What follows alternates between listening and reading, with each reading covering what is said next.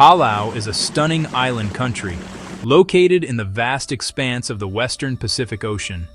Tucked away like a hidden treasure, it lies approximately 800 kilometers east of the Philippines and north of the verdant islands of Indonesia. This nation is not a single landmass, but a scattered archipelago, an enchanting collection of around 340 islands. Most of these are small, uninhabited limestone formations known as the Rock Islands, but the majority of the population resides on a handful of the larger, more developed islands. The nation's capital, Ngurulmud, is a modern and symbolic center located on the largest island, Babel Daub. However, the commercial heart and former capital, Koror, remains the most bustling hub of activity and commerce. The sheer remoteness of Palau has played a crucial role in shaping its distinct and captivating history. Far removed from the major continents and their sprawling empires, Palau developed in relative isolation for many centuries. This geographic solitude allowed a unique culture to blossom, deeply intertwined with the sea and the land.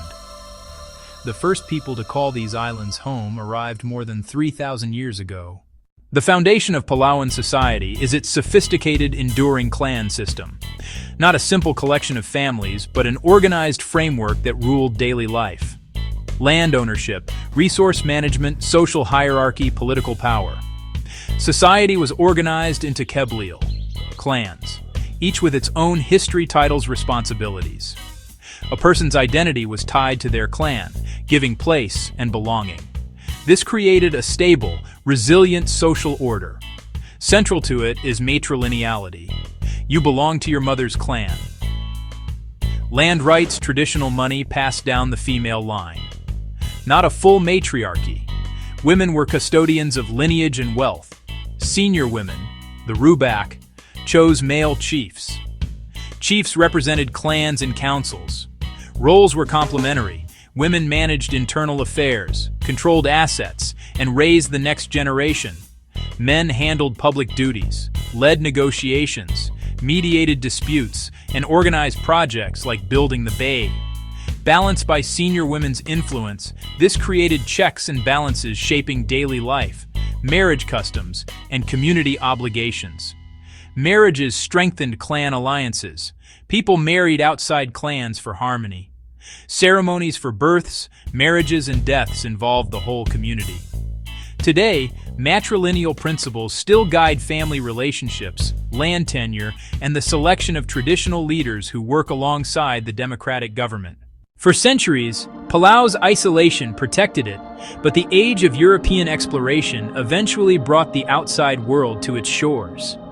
Spain was the first colonial power to lay claim to the islands, incorporating them into the Spanish East Indies in the 16th century. However, Spanish influence remained minimal, their presence largely limited to occasional missionary visits and trade interactions. The real shift began at the end of the 19th century. Following its defeat in the Spanish-American War, a weakened Spain sold Palau to Germany in 1899. The German administration was more systematic, focusing on economic exploitation by establishing phosphate mines and expanding coconut plantations for copra production. The German era, however, was brief.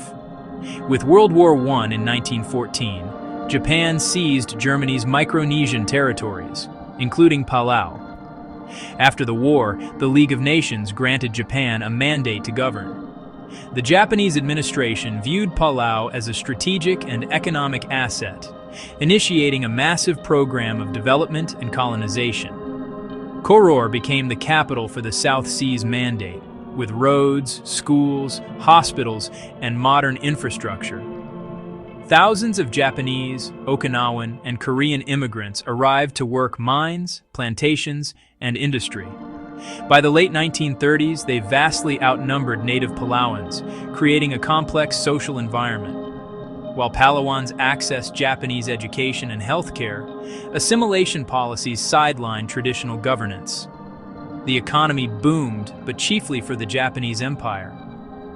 As tensions rose toward World War II, Japan heavily fortified Palau, airfields, naval bases, and defenses, especially on Palau and Angaur, setting the stage for devastating conflict and upheaval.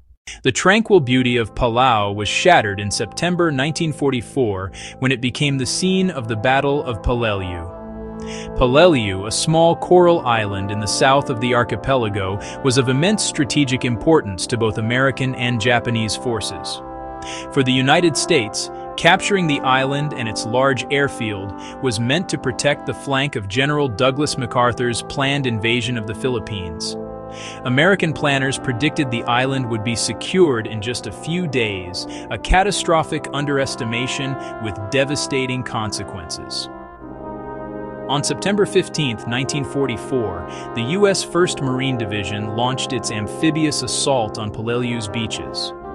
They were met with far more intense and sophisticated resistance than anticipated.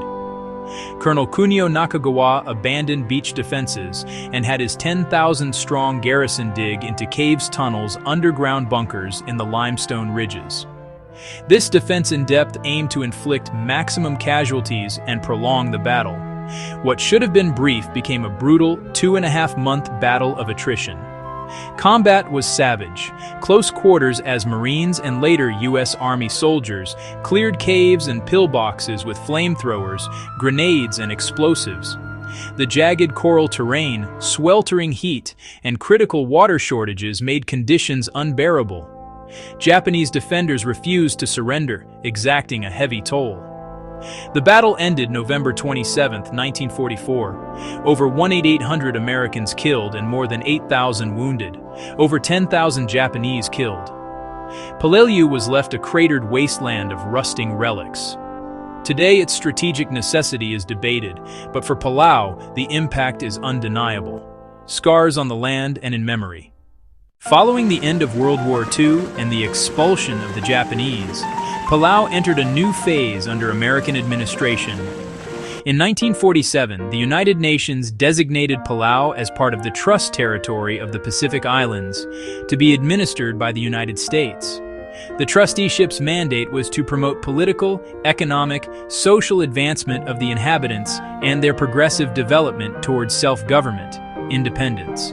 For nearly 5 decades, the U.S. oversaw the island's affairs, rebuilding infrastructure destroyed during the war and introducing American-style education, healthcare, and democratic systems. The journey towards self-rule was long, negotiations and political maneuvering. In the 1970s, as other districts formed the Federated States of Micronesia, Palau chose its own path towards sovereignty.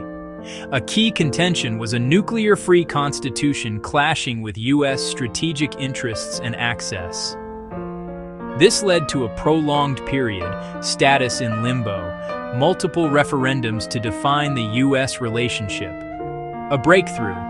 Palau amended its constitution and approved the Compact of Free Association with the United States, paving the way to full sovereignty. Modern Palau is a small nation with a big heart, home to a population of approximately 18,000 people.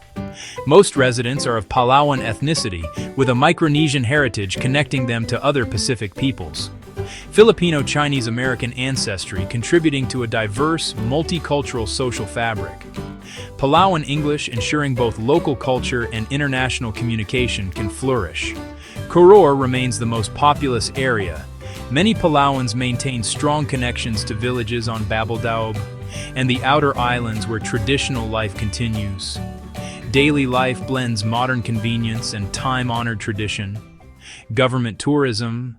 Palau's economy is small and faces the unique challenges common to isolated island nations. Its economic well-being relies on a few key pillars. Tourism is the biggest driver. Visitors arrive from around the world. World-renowned natural beauty, pristine coral reefs, Jellyfish Lake, Rock Island's Southern Lagoon, a UNESCO World Heritage Site, diving and snorkeling scenes. The government pursues a high-value, low-impact tourism model. Small group eco-tours and eco-resorts. Beyond tourism, foreign aid, primarily from the United States through the Compact of Free Association. U.S. aid funds public services, healthcare, education, infrastructure development. The sale of fishing licenses is the second major income stream. Palau controls a vast, resource-rich, exclusive economic zone.